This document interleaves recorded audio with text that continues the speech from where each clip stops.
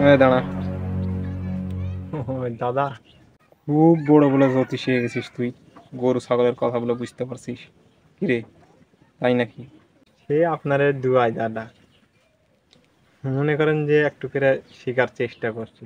তো দাদা আপনার সম্বন্ধ কিছু কথা শুনতে পাচ্ছি না, মানে একটা গরুর সাথে গল্প করে আসলাম তো দাদা।